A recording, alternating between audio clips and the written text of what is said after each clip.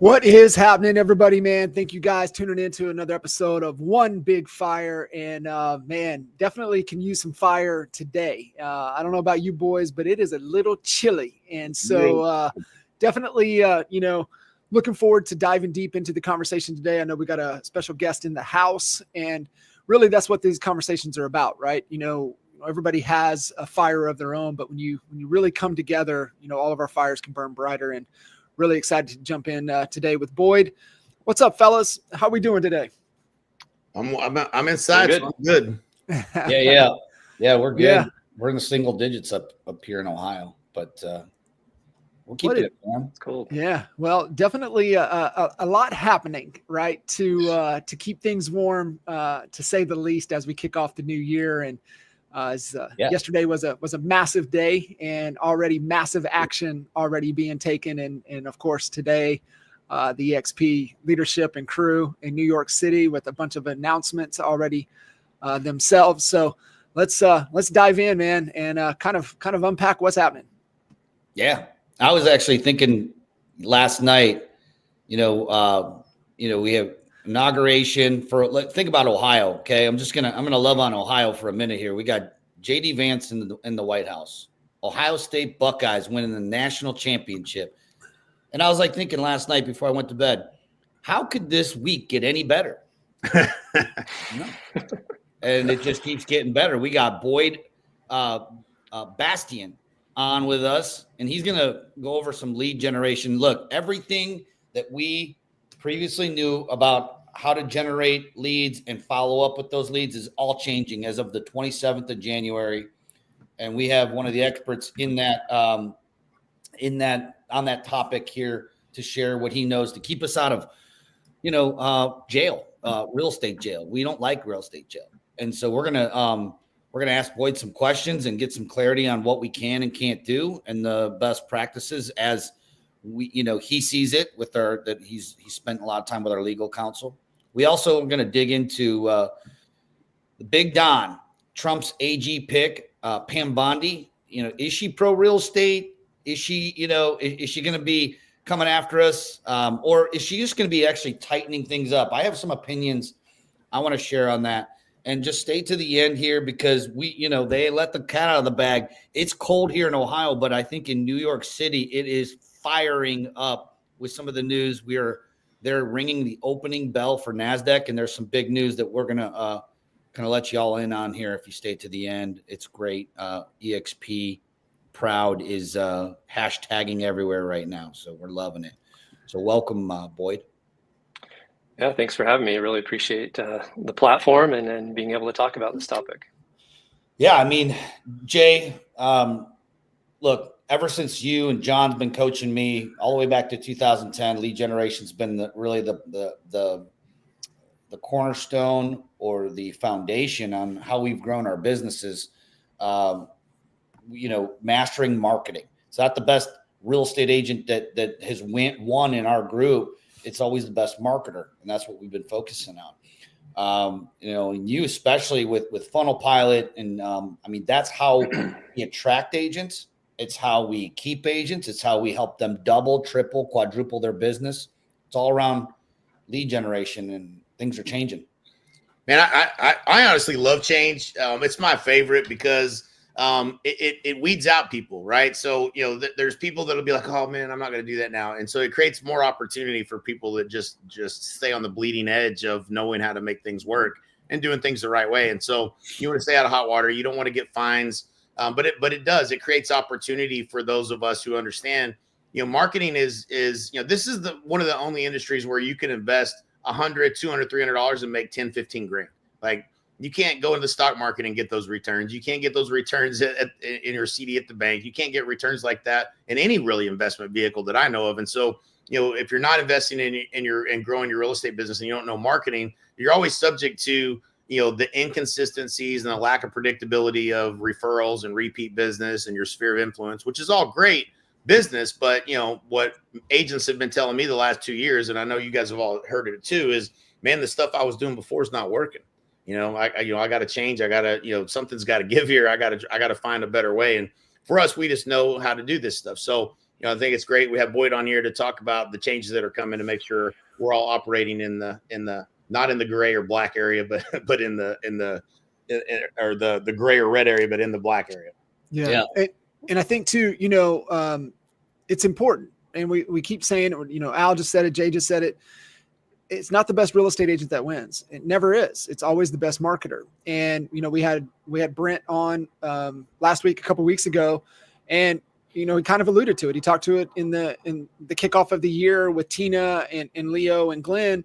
You dropped all of, the 1, 2, 3, 4, 5 things you got to pay attention to. It's all about lead generation and really, customer acquisition. And so it's so important that, become obsessed with developing that skill set. And it's a lifelong skill set. It's not something that you can just master overnight. With something we committed to 20 years ago, and we're still I don't even feel like we scratched the surface when it comes to, being, elite world-class marketers. But Boyd, welcome, man. I would love, just give a little bit of background. Tell us a little bit about yourself and, just kind of how we got on this call today. All right. Well, a little bit about myself. Boyd Bastian from Lehi, Utah.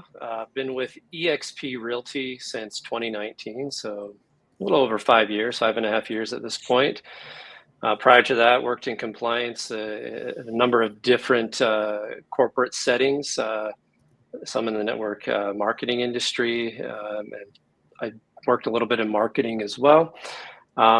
How we arrived here today? Well, there's a lot of changes going on in terms of regulations and laws and compliance. Boring topic, I know, but as you guys mentioned, when it impacts your marketing on a day-to-day basis, it's something that's really important from a standpoint that we at eXp Realty, we feel like all of our agents and even agents outside of eXp need to know about these things because to be honest, there's a lot of sharks out there. They smell blood in the water. A lot of attorneys that are out there trying to take advantage of people making mistakes. And sometimes it's just innocent mistakes. You're just trying to reach out to people, tell them about opportunities that you have or business opportunities, real estate properties, whatever the case might be. But a lot of times what's happening now is you get these attorneys and they're working with people to file lawsuits, class action suits. And really, it's something that can be very costly. It can be a massive headache. It can be a drain on your time and resources. And so we're here today to talk about some different rules and regulations that are being implemented starting next Monday. And so, really feel it's very timely and it's very important for everyone to know about this. Yeah, I love it. Let's dive in, and, kind of alluding to the marketing side of things, right? You don't become world-class at marketing without testing and pushing the boundaries. And so we've always we like to play in the gray and we'll bend it as hard as we can bend it without breaking. So, real estate agents, driving, I ain't got what do I need to know to keep me out of hot water? All right. Well, that's a big question because there's a lot to know. Let me start out just simply setting the table, talking about TCPA. So TCPA is the Telephone Consumer Protection Act. It's a federal law that applies to any marketer, regardless of industry. But today we're talking about real estate, and it was enacted over 30 years ago in 1991. The basis of it is just to make sure that people aren't getting unwanted calls, texts, used to be unwanted faxes. And just to make sure that consumers' privacy is respected and to make sure that marketers are doing things in a way that is in alignment with what the TCPA says. Now, when it comes to real estate agents, there's really 3 things that you should be concerned about. Number 1 is what's called written consent or prior express written consent. And that's something that everyone who wants to use any sort of automated tool to do their outreach, whether it be through phone calls with auto dialers, multi-line dialers, through text with mass texting platforms, whether it be AI, that you want to use AI assistance for cold calling, any of those things require prior express written consent from the recipient. There's no gray area there. Either you have it or you don't. And if you don't have it, you can't use those things to call the phone number that you have. Second thing you should be aware of as a real estate agent is the do not call list. Pretty simple. If a number's on the do not call list and you don't have prior express written consent, you are not allowed to call or text that phone number. There's very, very, very few exceptions. There's a small carve out for an FSBO if you're actually representing somebody who wants to purchase that property. But beyond that, there's very few and limited circumstances where if a number is on a do not call list, that you can call them without that prior express written consent. Boyd, now, let me back up a little bit. Before you continue, Boyd, yeah. I want to stop you because you got a lot of information. I want to break this into little chunks. Let's talk about the do not call list. I remember when that came out years and years ago, and I'm mentioning this for people that think like me. Yep. Okay. And that's not a good way to, you know what I mean? Like John was saying, we've operated in the gray, right? I mean, they're on every dialer. You can scrub every list, every legitimate dialer out there. You can scrub your list against the do not call list. And then you're left with whatever you're left with. But I'm not going to say names, but I know, let's say hundreds and hundreds and hundreds of real estate agents who call and they blow through the list. And there's no issues. I'm on the list and I probably get 3 or 4 or 5 calls from insurance companies and I'm on the list. I don't know how I was counting an average of 30 text messages from Trump, per day. I mean, I literally I couldn't even, no matter how many times I opted out, I was still getting barraged. And maybe even today, I don't even know, but I had to literally switch my texts up. So I was only seeing texts from people that I had saved in my phone because I couldn't even get anything done. So I think a lot of people are desensitized from the do not call list and text list because it's been around for a while. What's different now?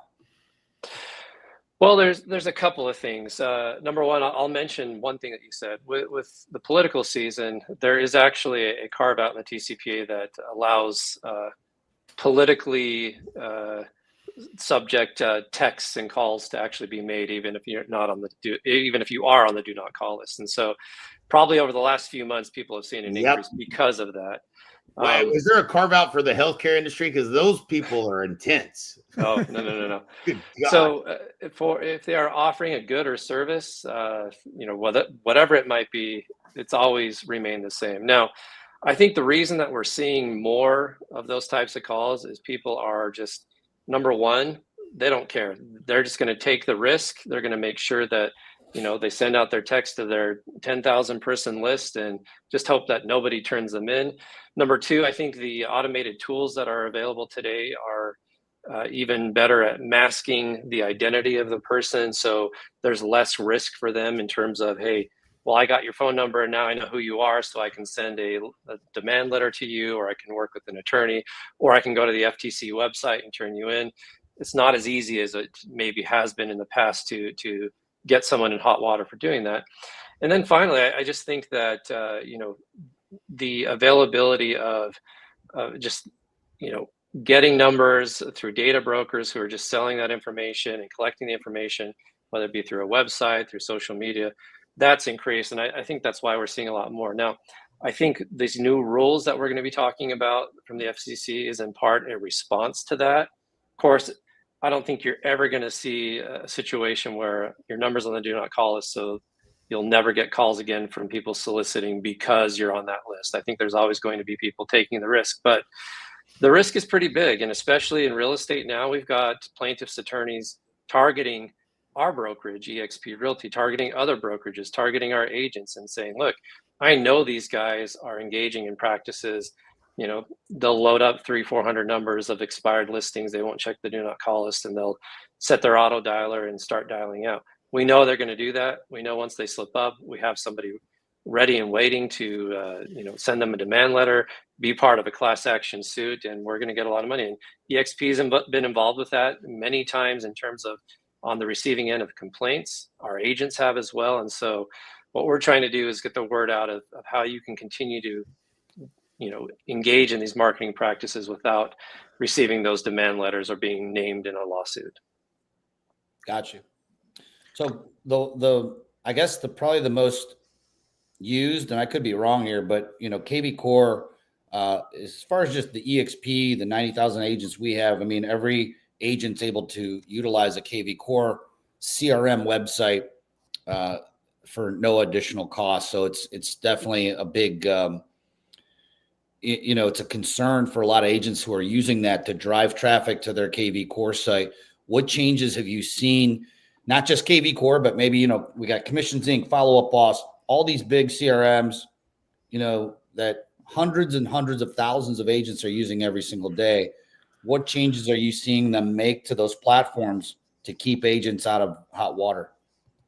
Yeah, so I can speak specifically to KV Core. I believe it's been in the last week to 10 days. They have updated their consent language and their consent capture forms, and those should be rolled out across all the user sites to basically conform with these. Typically, and in these new rules that we're going to talk about, aren't necessarily going to impact the leads that you're generating on your own. You know, people that come to your website, express interest in working with you or your services or a property that you're showing. They'll go in, give their name, their phone number, their email address, click the button and say, yes, I consent to receiving information from Albie or from Jay or from John or from Boyd. That's all there. What's really changing are those people who are working with third-party aggregators. So, you know, if you're working with someone like Realtor.com, for example, I'll just name one example, and you're purchasing leads from them through their programs. Currently, under the current rules, they can get what's called blanket consent. And that blanket consent says, hey, if you agree to hear from us at Realtor.com, you also agree to anyone associated, you know, agree to hear from anyone associated with Realtor.com, et cetera, et cetera. And then they can pass that consent along to you. So you can take your 100 or 200 leads you get from them, pop them in your CRM, start them on a text campaign, a drip campaign like that, or you can put them into your auto dialer and start reaching out to them. However, that piece is the big change right now. What they are going to be requiring as of the 27th of January is individualized prior express written consent for each person that's going to be reaching out to them. So what does that mean? It means that the lead aggregators are either going to need to put your name specifically in the consent capture form and have a little checkbox right there that they can select your name, or they're going to need to at least put the entity that you're affiliated with, which would be eXp Realty LLC. So the person goes on to a Realtor.com, they fill out the consent capture form, and there's some check boxes that they can choose from. And if they choose your name or your brokerage name, then that consent can be passed along. However, if they don't choose that, then no consent is passed along, and you're basically left with a unsolicited outreach or a cold lead. So basically, you could only reach out to them through means that are not automated. You can manually dial or manually text, only if they're on the do not call list. If they're on the do not call list, then you can't reach out to them. Makes sense. I mean, it seems simple enough. I think, you know, there's going to still be that like, well, I haven't been caught, you know, and then someone's going to get smacked with a biggie. And then it's going to be like, oh, maybe I need to change some things up. But it sounds like all the major, you know, portals or platforms, I should say, the CRMs that most agents, I'm sure that they're getting all this stuff in place. I can't see, you know, the follow-up bosses and the Commissions Inc. of the worlds and the Boomtowns of the worlds putting their agents at risk. I'm sure they're all going to have the safety guards up. Yeah, I think so too. I agree with that, but I would say that agents right now, especially when this rule becomes in practice as of the 27th, double check with the aggregator that you're working with. Make sure that they've updated their consent forms. Make sure that they're aware, most of them are, as you said, but make sure that the consent they're passing along is going to be in agreement with these guidelines, because ultimately they could give you all these leads, and if you're the one who's making the call or sending the text, you're going to be the one who's left with either the fine or the potential lawsuit. And again, these fines range anywhere from $500 to $1,500 per phone call or per text. You know, you do 100, 200, 300 texts, that could be tens of thousands, hundreds of thousands of dollars. It escalates pretty quickly. Yeah. Boyd, what is EXP doing to, you know, cascade the information out to the agents? You know, I mean, there's 90,000 agents, guarantee you 95% have no clue what's happening. 97% have no clue what changes and what's happening. They're just going on about hustling, you know, the next deal. They're just so focused on that. So what is EXP doing to cascade that, you know, information down to, you know, the ground level? So we've been working with brokerage operations to funnel that down from a regional manager standpoint to the state brokers who have then been sharing in their state meetings. We from compliance have held a number of meetings in EXP world. We actually had a breakout at EXPCon about this. It was lightly attended because it was the last day at the last hour, but that's all right. So we've been sharing this information for a few months. We also have a toolkit. I'm going to put the link here in the chat window. I don't know if that's too helpful for you, but if you go to exptoolkit.com/lead protection, we've got a short video, an FAQ document, some template language to update your consent forms. We've got an update to what your record keeping practices should look like to be able to comply with this. We've got kind of a quick start guide, and we have kind of a scenarios document that talks about some real world scenarios from a standpoint of, you're an agent, this is what your current practice is, this is how you're going to have to shift it. These are great for EXP Realty agents, but also if you have agents or brokers who are outside of EXP, this really kind of applies across the board. Yeah, that's awesome. And, it's one thing, EXP, say kind of EXP proud, but, leading the way at just informing the industry. We ain't just trying to, hoard the information just with EXP alone, but being able to really just, protect the industry as a whole, which is fantastic. So Boyd, just kind of circling back, you said, hey, top 3 things. I know we said 1, written consent. We said 2, DNC list. Did we hit that third one? The third one was knowing about what the violations could cost you. And again, we talked about per violation, the fines that can come from the FTC, $500 to $1,500. But in addition to that, the TCPA allows for a private right of action, which means, John, if you call me and I'm on the do not call list and I haven't given you consent, I can sue you. I can sue you for the amount, depending $500 to $1,500 for that call. But typically what's happening is people are getting smart. They're working with attorneys who are saying, look, Boyd, you received a call from John. You're on the do not call list. You are going to send him this demand letter and say, look, John, I know you called me, but I'm going to assume you've probably called a lot of other people. So I'm either going to file a complaint and get you in hot water with the FTC, or you can pay me $1,000, $5,000, $10,000 and, we'll drop it. It's basically just a quick settlement. Now, the ethics of that are a little bit dubious, if you ask me, but that's what it's allowing for, and that's what we're seeing quite a bit of. Is you've got people out there kind of creating, honeypots where it's like, hey, I'm going to go list my home, I'm going to let it expire, and then as soon as that expires, I know I'm going to get a ton of calls from people. Yeah. And if anybody's calling me through automated means or texting me, I'm going to send them this demand letter, and my number's on the do not call list, so they can't call me. I haven't given them consent. We're seeing a lot of that. So agents really need to be careful with that. Yeah, 100%. So boys, I'm going to ask you, let's put our marketing hat on right now. We're leading, we're head of, if you're head of company, you're head of marketing. So, kind of looking at it, keeping our butt out of hot water from a marketing perspective, how do we probably 2 things, right? So 1, how do we protect ourselves from the portals if we're investing in portal information, portal leads, portal opportunities, as well as any additional steps that we're doing in our marketing and value, creation in exchange for phone number and email. What do we need to do, kind of moving forward? So, Al, what's the marketing thing here? Yeah, I will say this, and this is not meant to be a cop-out, but this is something that attorneys here at EXP and across the board are saying, like, if you have specific questions about your own situation, the first thing they mention is talk with qualified legal counsel. Say, look, these are the practices that I'm engaged in.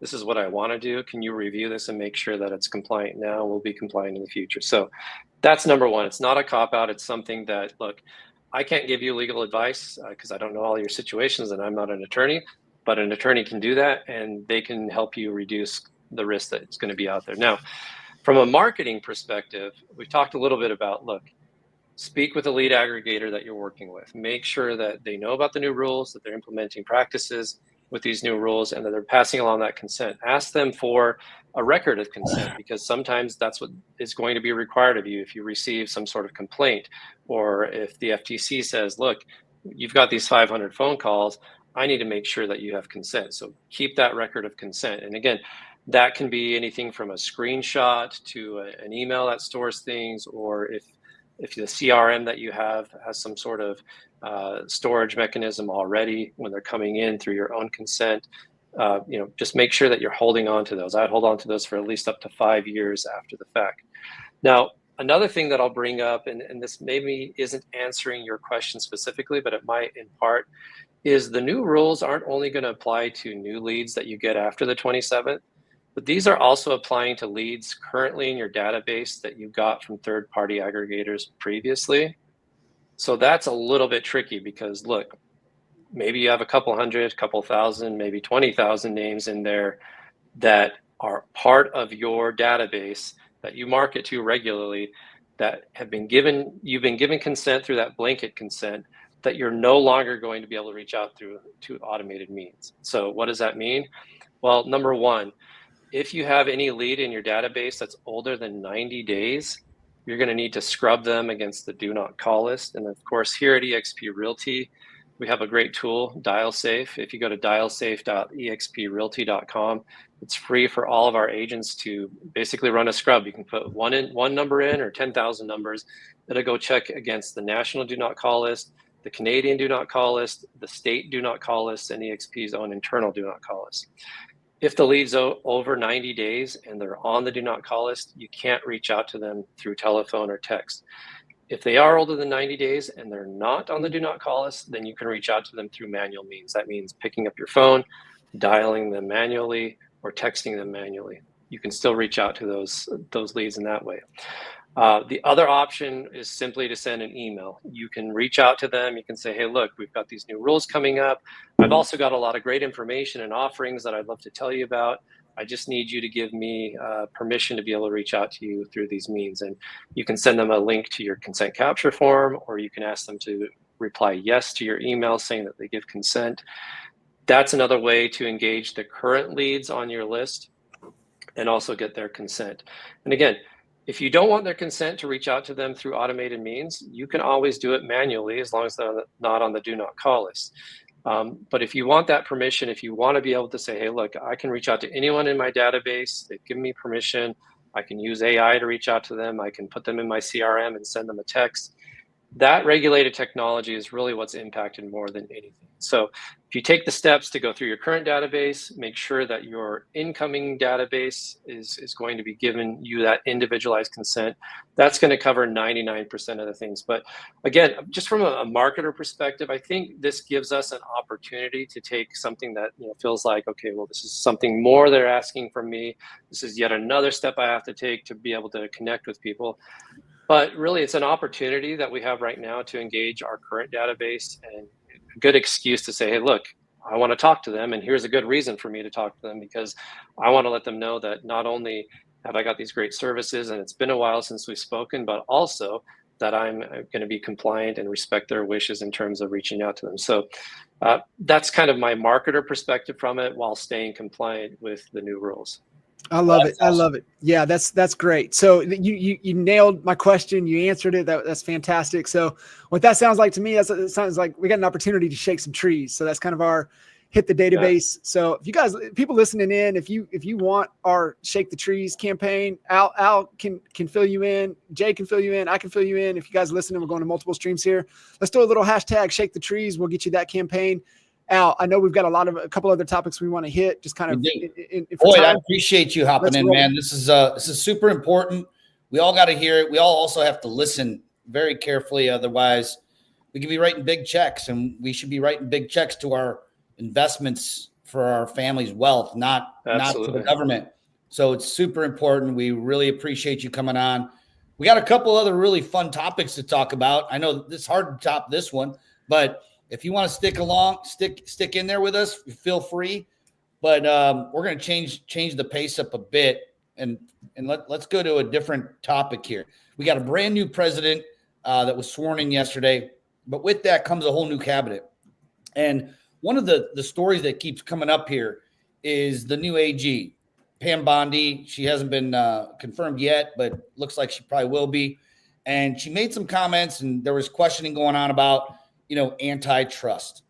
And, EXP knows a thing or two about antitrust. So Jay, I'd love to hear from you. I mean, at this point, the changes have been made. We were actually not completely. I'm going to speak for myself. I am not on board, and I don't believe that the changes that were made are benefiting the buyers and the sellers and the consumer the way they thought. In fact, there was a comment in the Enman article that says that the DOJ feels like, that the lawsuit didn't go far enough. And I kind of agree with that. Like, you're either going to go all in with this or none at all. And since none at all isn't an option at this point, all in means like, okay, they're allowing people to still put the buyer's agent compensation coming from a seller somewhere else, but it can't be in the MLS. That's just stupid, because agents are going to brokers are going to find ways around it. I know Howard Hanna, one of the biggest brokers in Ohio, they're just putting the compensation around their website. Oh, you want to see what we're offering for a buyer's agent commission? Just go to our website. You don't got to go to the MLS. So like there's ways, they just didn't give enough clarity to the whole rule. And because it ain't going anywhere, and I do believe it should just go all the way, because we're forced to have a buyer sign a buyer's agency agreement right now. We've been coaching to this since 2010, 2011, boys.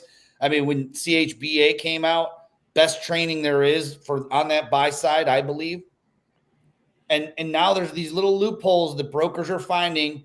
Howard Hanna's probably not the only one, where they're like, oh, just go to our website and we'll tell you what we're offering the buyer's agent commission. And it's causing confusion. You basically have two camps: the people that are just bought in, doing it the right way, and the other way. So my question to you, Jay, what do you think, now that Big Don's in office, he's got his cabinet, they're starting to come along now. Pam Bondi, is she going to be for us or against us? Is she going to get clarity to this whole thing? I think that one of the comments that stood out yesterday is we're going to the common sense. This is common sense. Common sense says, no, if you're not going to allow it on the MLS, why would you allow it anywhere? That's common sense. Anybody can tell you that. And I believe that most of the agents that work with us at Honey Badger Nation, I don't know what you guys are hearing, they're making more money on their buyer's agent transactions, not less. So this hasn't gone in the way that the lawsuit I'm thinking was hoping. What are your thoughts on it, Jay? Yeah, I mean, I don't think it's better for the consumer. I think that at the end of the day, it's just bad for the consumer. That being said, rip the Band-Aid off. If that's gonna be the rule, then don't let people play in this gray area of pretending that that's not how it's going to be. So, again, I do think common sense will prevail, and to whatever extent they can make a change here is probably gonna happen. But I don't think, we haven't seen any definitive numbers that this is helping anybody, and we haven't seen any definitive really numbers that it's hurting sales. But also, Trump and his cabinet are about igniting the economy. So, who knows what they may come up with as far as a way to to do that. I think this makes it harder. I mean, when you're talking to a buyer and they got to make this commitment, and they're just it causes a little bit of waffling and maybe not looking as closely at houses. when they have to do this, if you're not trained properly on how to do it, it makes the experience worse, I think, for everybody. But again, it's law at this point. We have case law against it, so it's probably not going to change. And so if it's not going to change, I think we go all in and make it clear so that people it can become the new normal. John, who do you think is hurt worse with the way things are today, with regard to a buyer kind of looking through the scope and saying, "Oh, geez, I have to come up with all that. I barely have enough for a down payment." Yeah, I think it impacts it definitely impacts the buyer, right? Because it creates so much more uncertainty. When you get back down to, human needs and what triggers with uncertainty is fight or flight. And it just causes a lot of people to sit on the sidelines or to stay to where they're at and not make a move. And I think, statistically, even seeing, people staying in their homes longer or staying in their situation longer, they just don't know what to do. Right. And I think that's where, I keep coming back to it. You said it, 2010, CHSA and CHBA are probably the most valuable tools that real estate agents can arm themselves moving into the future. That just ain't a shameless plug. That's just because it's fact. It is like, show me a better process that puts you as the position as the true expert advisor and advising them on the situation. And I think that's what the lack is missing, is just truly educated professionals out there in this industry, really being able to guide and educate clients. And so to this point, there's so many uneducated agents out there, and they just don't know. So it is hurting the buyer, in my opinion, a lot more. And then it's causing the fight or flight. And so they're just staying froze. They're just, because part of that reptile, right, that we know fight or flight, but there's also freeze. That's also comes with that. And so I think a lot of people are just staying put just because of a tremendous amount of uncertainty. Yeah. And the CHBA, just for people that don't understand that language, it's the Certified Home Buyer's Advisor. When you were writing that certification, Jay, what was the biggest problem you were trying to solve for the industry and the consumer and the agent? Well, I think, to me, communicating the value that you're going to bring to the table so that someone wants to work with you. So they'll run red lights to want you to represent them because they see the value you bring to the table. It's not just, oh, hey, you met me at open house and you seem to like me, but you have a value proposition. It's always about articulating the value. And, it's either the race to the bottom and who wants to be the cheapest, or it's learn how to become a professional and articulate what it is you do to add value in order to earn that business. And I've always been, I want to attract, not chase. And I want to be seen as valuable, not cheap. Mm-hmm. And so, it's a choice. And there's no right or wrong. There's always people that are looking for the cheapest option. I just don't want to be that guy. Right. Mm-hmm. So, for those that want to be positioned as an expert, this was a way for us to train you like a Navy SEAL on how to be an expert, and then how to position that through marketing so that people come to trust that you have a higher level of knowledge and experience to help them through the process than just the average agent. And so, just creating that gap between here, everybody's a realtor. Realtor means nothing, right? Like, there's no value in being a realtor. Are you kidding me? Like, look at how many realtors that, half the real estate agents on the planet don't even sell a house every year. That's not the person you want negotiating the largest deal you're going to do in your lifetime. And so it was really for differentiation for those of us who really consider themselves professionals and want to be positioned and considered as a professional in the industry. And so that was the problem we were trying to solve. And on the second hand, a secondary impact of that and a benefit to the agent is when you can articulate your value and there's an agreement. Now there's not this, hey, you go show a property and it was offering, back in the day, it was offering less than the MLS. I didn't like someone else to determine my compensation. I wanted to determine my compensation. Mm-hmm. So, it enabled you to determine what your value is and be able to get an agreement on that. And then you negotiate that in the deal, like what the law changed to. So it was the best of both worlds. You're not, you weren't beholden to whatever, a property was showing in the MLS, and you could negotiate that as a part of the transaction, as opposed to just being stuck with whatever the MLS was offering back then. So that was, it's still today. I agree, Al. I appreciate what you're saying, but it is the Navy SEAL training for professional real estate agents. And, they're just realtor, the Realtor Association is a numbers game. They want members. And so they have power to negotiate deals and this, that, and the other. It hasn't worked out that great for all of us, but, and in some ways it has. They have done things that were valuable, but, they're not going to make it harder to become a real estate agent. They're just not, because that's not their, that's not what they do. So what do we have to do? We have to level up our professionalism, and I think that's what NAEA was all about. 100%. Love it, guys. I gotta hop on a webinar here in about 10 minutes, but let's talk about the good news of this week. I mean, I don't know anything about any good news other than a little OHIO national championships. Just when I thought that it couldn't get any better, we had some really cool announcements here. Literally about 30 minutes ago, they rang the opening bell. EXP, Leo, Glenn, I believe Veronica. A lot of our friends were there in New York City. Cold New York City got warmed up. What's the big announcement there, Jay? Yeah, so literally one of the most influential people and biggest builders at Real has left Real to come to EXP. Spring Benson, one of the most respected mega agent teams out of Salt Lake City, has left Real and partnered with us at EXP, which is again more evidence that this is where the pros come to grow. Like if you want to build something big, this is where you come. She's a fantastic human being.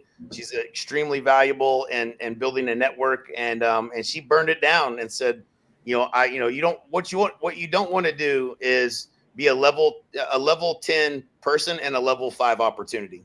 And that's really, I think, what it boiled down to is she realized that she was climbing a ladder and didn't want to end up spending the next 10 years to climb that ladder, to realize it was up against the wrong wall. Made the change over to EXP. Super privileged for all of us for her to be a part of our world now, and looking forward to her story as she builds back here at EXP. So super cool. Everybody welcome her if you haven't already. She's an amazing human being. I got to talk to her the other day. Big decision, tough decision, obviously. You're always leaving people behind when you make these types of decisions, but I think she made the right call. If she's wanting to do big things, you do it here at EXP. I love that. Yep. One last thing, Jared's asking this question, and we can really quickly answer it. So, as some of the super long-term rates in the 2s and 3s frozen some of the markets with regards to people buying and selling, further fees on a buy side will cause a double down. No, it hasn't changed anything as far as a double down, because buyers agents are still asking the seller to pay the commission, and that's still customarily what's happening in most markets. Only the weakest negotiating agents that don't know what they're doing end up having the buyer pay those fees. Statistically, since they announced this, whatever month it was, several months ago, five months ago, whatever it was, and that change has been in place, there has been no difference in what agents are getting and what the buyer's paying more of the fee. It's been basically the same, very little change, if any. But certainly in every marketplace that I talk to agents all day long in all different markets, and it is the same everywhere. People are on the fence. They're sitting on 2 to 3%. They're not moving, and they're not moving to go to 7%. They're not moving up. They're not moving down. It's just really slowed down the market. And until we get some relief there, it's going to be interesting. The interesting thing, we're starting to see more inventory climb in most all markets now. Austin's really built up some inventory. Dallas is starting to. And as we get more inventory, there'll be more pressure on price, and that'll be probably something to be expected. But it's not crazy. We're not talking about like it's now a buyer's market. It's still shortage of inventory for the most part, or evenly balanced. Would you agree with that, Al and John? Yeah, I would say quality inventory is at a shortage. I think is really the thing, right? There's some stuff out there, but that's why I also think the investor market is ticking up a bit. And the high horse that I've been on and pushing everybody I talk to is like, there ain't no damn reason to be in this game if you ain't using this game to unlock opportunities to build wealth and really think about, getting to freedom and utilizing this vehicle to get you there. And I know you two guys are absolutely passionate about it. That's the rabbit holes you guys have been going down. And, my mantra has just been, you got a vehicle here. Let's aim it and move it in the right direction for long term, and really utilize all the opportunities that are out there. Yeah, Jared's mentioned, if rates were in the 4s, it would help everybody. It certainly would. The interesting thing that I would love to see real estate appreciate it at what it has in the past, but really, that's probably not. There's still going to be some inflation. Getting it down to 2 is going to be, as much money as they printed. It's super hard to do, right? Yeah. And so they've been battling that. But, I think probably in the mid 5s, you would really see a lot more people go ahead and make those moves, right? So we don't want to see this, again, buyer's market, not enough inventory. Builders maybe have slowed down building things because of, the current market conditions. And then you got this undersupply again, and then prices going up again. Like, I don't think that's healthy. I think something, somewhere in the 5s is probably where it needs to be. At least some of the economists that I've studied or follow and whatnot, that's kind of the number they're saying. If it drops down in the 5s, you'll see people move off that fence. But yeah, man, we're probably never going to see 2 and 3 again.